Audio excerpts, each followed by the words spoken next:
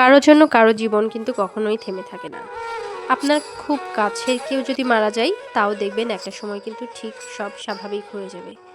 আল্লাহর রহমত, আল্লাহ তাআলাই কিন্তু মানুষের মনে সবুর দিয়ে দেয়।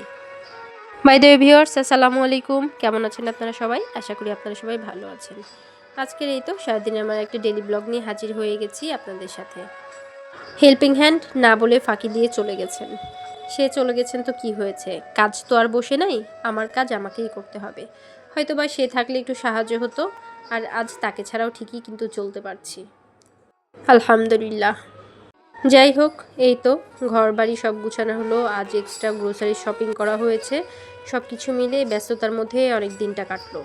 তারপর এই তো নিজের থালা বাসনগুলো নিজে সব তাড়াতাড়ি করে কমপ্লিট করে নিলাম। আর আলহামদুলিল্লাহ, আল্লাহ তাআলা আমাকে এত একটা লক্ষ্মী মাশাআল্লাহ ছেলে দিয়েছেন। আমার ঘরের সব কাজকাম আমি কমপ্লিট যখন করছিলাম, সে আমাকে প্রচুর পরিমাণে হেল্প করেছে।